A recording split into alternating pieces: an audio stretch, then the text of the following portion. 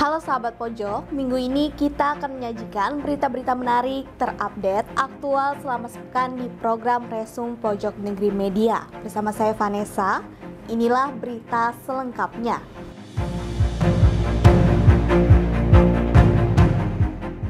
Kita awali berita pertama, curhat Kepala Otorita IKN Nusantara, banyak pegawai berbulan-bulan belum digaji. Kepala Otorita IKN Nusantara, Bambang Susantono, blak-blakan mengenai pegawai yang upahnya belum dibayar selama berbulan-bulan. Hal itu dikarenakan belum terbitnya peraturan presiden atau perpres tentang hak keuangan dan fasilitas lainnya bagi eselon 1 ke bawah.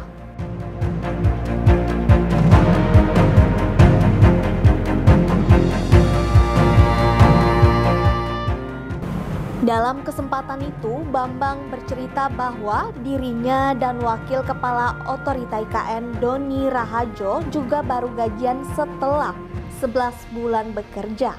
Hal itu usai terbit Perpres nomor 13 tahun 2023 tentang hak keuangan dan fasilitas lain bagi Kepala dan Wakil Kepala Otorita IKN pada 30 Januari 2023. Terkait gaji pejabat eselon 1 ke bawah, saat ini sudah dibahas oleh Menko Polhukam Mahfud MD dan sedang diajukan ke Presiden Joko Widodo. Bambang pun mengapresiasi bawahannya yang tetap bekerja meski belum dibayar.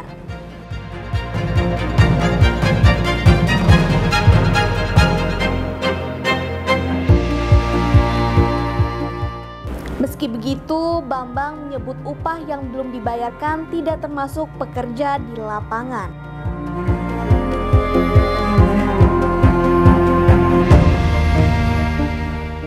Saya laporkan bahwa sebelum Bapak Presiden melakukan market sounding atau jajak pasar. Setelah ini, kita akan membahas Dr. Mawarti Susanti dibunuh. Pelakunya tertangkap karena ada air liur. Nantikan selengkapnya setelah jeda berikut ini.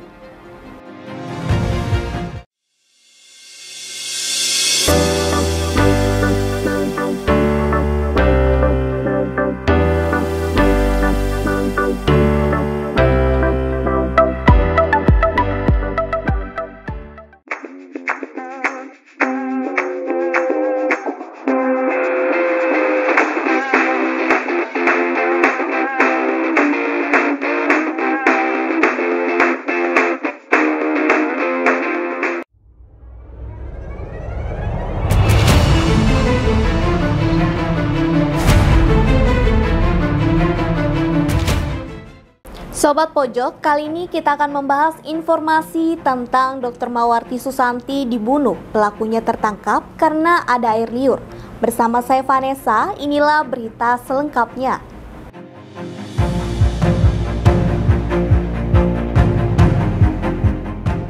Berjalan waktu, kematian yang dinilai tak wajar untuk dokter spesialis paru di Nabire, Papua Tengah bernama Mawarti Susanti akhirnya terjawab. Dr. Mawarti Susanti ternyata dibunuh. Nyawa Dr. Mawarti Susanti yang dihabisi oleh seorang pria yang merupakan seorang tenaga cleaning service di rumah sakit tempat dokter spesialis paru di Nabire itu bekerja. Sosok pembunuhnya adalah pria berinisial KW.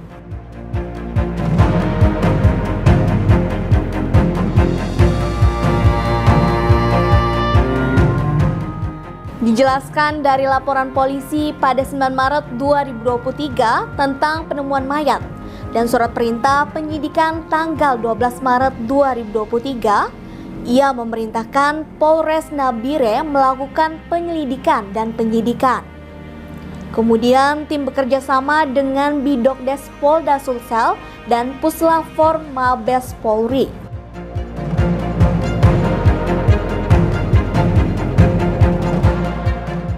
Kemudian, usai dikembangkan dari hasil DNA tersebut, dilakukan pencocokan dengan hasil swab pada dada atau puting susu korban.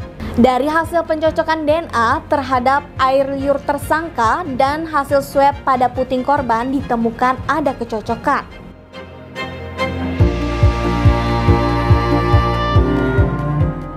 turut berduka cita yang mendalam atas wafatnya Dr. Mawar. Dr. Mawar ini adalah anggota keluarga Kemenkes. Setelah ini kita akan membahas gempa 5,6 magnitudo guncang Nunukan Kaltara. Nantikan selengkapnya setelah jeda berikut ini.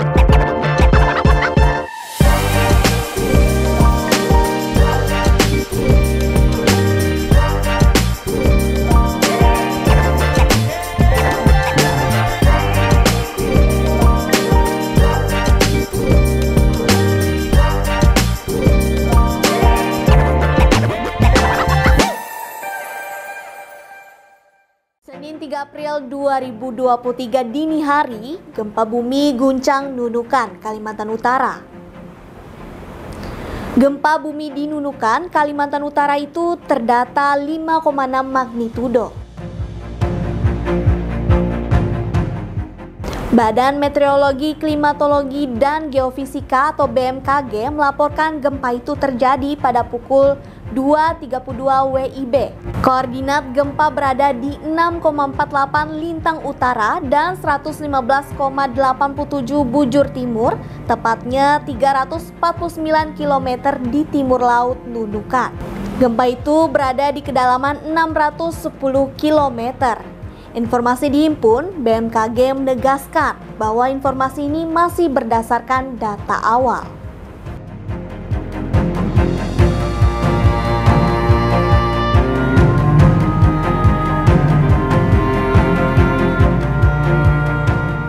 Setelah ini kita akan membahas Panda Nababan, cerita kisah loudspeaker Yusuf Kala, sebut AHY itu anak kecil. Nantikan selengkapnya setelah jeda berikut ini.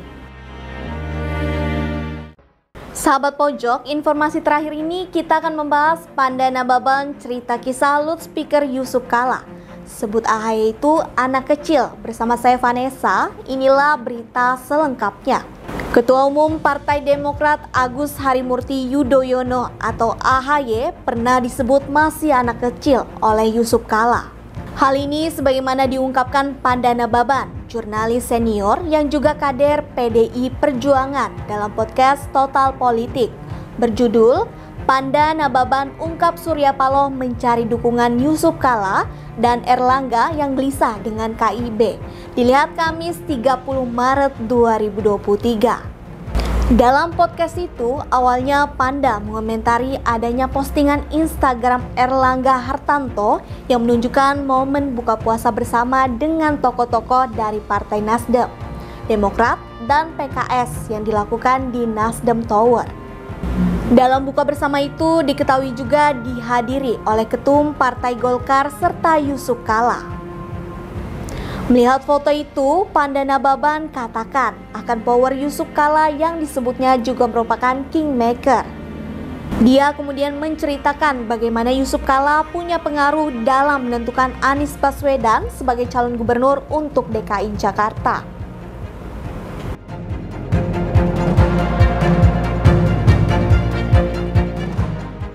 Dia kemudian menceritakan bagaimana Yusuf Kalla punya pengaruh dalam menentukan Anies Baswedan sebagai calon gubernur untuk DKI Jakarta. Cerita itu diceritakan Yusuf Kalla kepada Panda Nababan. Ketika itu Yusuf Kalla sedang berada di luar negeri dan kemudian ditelepon oleh Zulkifli Hasan.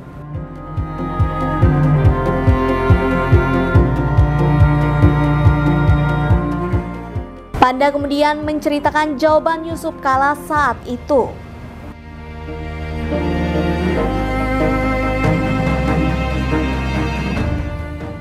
Tentu saja loudspeaker itu didengar pula oleh SBY yang saat itu ada di lokasi.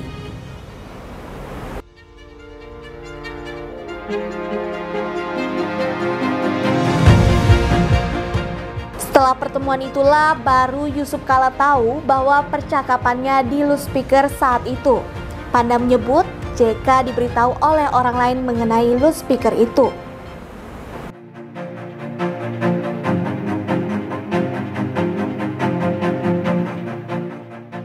Power Yusuf Kalla pun diceritakan Panda bahwa JK lah yang mengusulkan dan memberitahukan Presiden Joko Widodo untuk mencalonkan Anies Baswedan sebagai calon gubernur DKI Jakarta.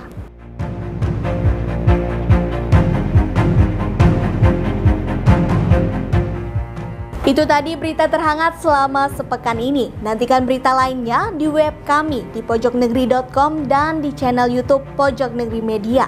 Jangan lupa untuk komen, like, dan subscribe channel kami. Kami undur diri, sampai jumpa di Resum pekan depan.